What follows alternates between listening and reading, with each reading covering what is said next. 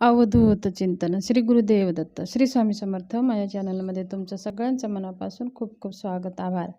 तुमच्या सगळ्या चांगल्या इच्छा पूर्ण करा अशा आपल्या गुरुचरणी वंदन करून आजच्या व्हिडिओला सुरू करूया. चला तर मग आज आपलं खूप अत्यंत महत्त्वाची माहिती मी घेऊन आलेली आहे. तुम्ही जर माझ्या चॅनलवरती नवीन आला असाल तर माझ्या चॅनलला सबस्क्राईब करा, बेल आयकनचं बटन दाबून ऑलवर क्लिक जरूर करा. असे केल्याने काय होईल, जे पुढची जी माहिती मी सांगेल ते सगळ्यांच्या अगोदर तुमच्यापर्यंत पोहोचेल. चला तर मग आज आपण वास्तुशास्त्रानिमित्त आपल्या घरची वास्तू जर अयोग्य दिशेला असेल तर आपल्याला कोणकोणते दुष्परिणाम जाणवतात ते ह्या व्हिडिओमध्ये आज आपण बघणार आहे.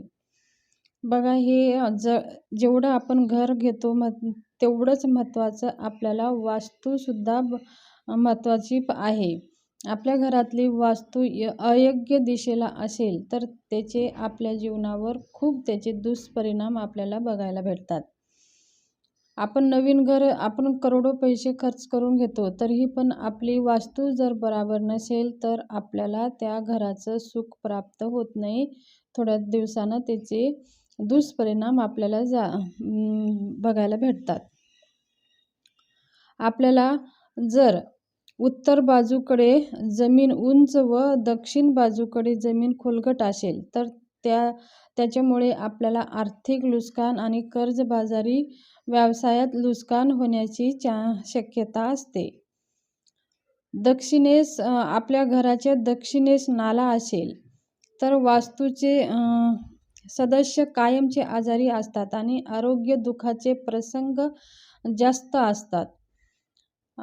आग्नेयेस जमिनीखाली पाण्याची टाकी वास्तूतील सदस्यांना गंभीर आजारपणा आणि शस्त्रक्रिया प्रसंग, कुटुंबातील सदस्यांचे आपसात मतभेद, कायदेशीर कोर्ट कचेरी संबंधित समस्या इत्यादी आपल्याला जाणवतात. नैऋत्येला विहीर असेल तर वास्तूतील सदस्यांना अकाली मृत्यूचे भय असते आणि आजारपणा, कर्जबाजारी होण्याचे जास्त चान्स असतात. ईशान्य कोपऱ्यामध्ये सेफ्टी टँक असेल तर वास्तूतील संततीच्या दृष्टीने त्रासदायक, संतती न होणे, संतती अपंग होणे, असे दीर्घ आयुष्य, आजारपण, प्रगती न होणे इत्यादी त्रास आपल्याला जाणवतो. वास्तूमध्ये मुख्य प्रवेशद्वार नैऋत्य तसेच हाल वास्तूतील सदस्यांना अकाली अपघाताचे, मृत्यूचे भय, आर्थिक हानी, कर्जबाजारीपणा तसेच निर्णय अयोग्य घेतले जाण्याचे भय इत्यादी आपल्याला जाणवतात. वायव्यमध्ये तिजोरी व वायव्य मास्टर बेड वास्तूतील लक्ष्मी स्थिर नसणे, आर्थिक चंचल, निर्यात स्थिरता नसणे इत्यादी आपल्याला जाणवतात. उत्तरेस स्वयंपाकघर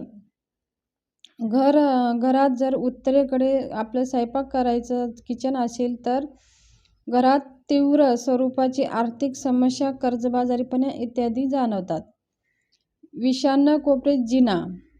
ईशान्य कोपऱ्यामध्ये जिना असेल तर वास्तूतील सदस्यांना प्रगतीस मारक, मोठे आजारपणा व कुटुंबातील संततीच्या दृष्टीने त्रासदायक असते.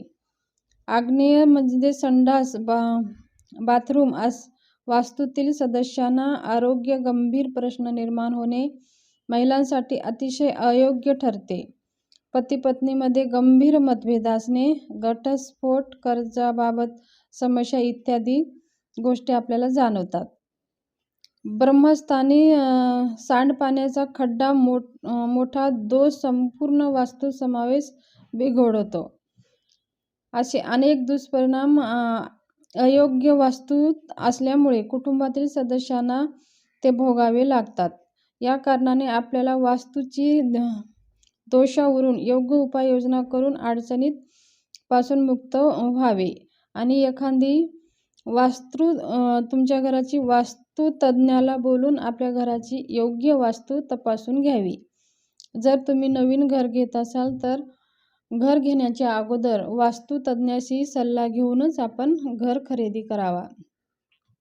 वास्तुतज्ञाशिवाय आपल्याला वास्तूचं दोष कळणार नाही. म्हणून आपण कितीही खर्च करत असाल तरी वास्तुतज्ञाच्या सल्ल्यानेच आपला नवीन घर खरेदी करावा.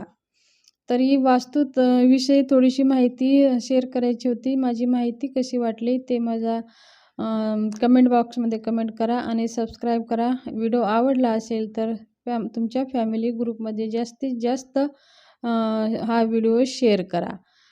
चला तर मग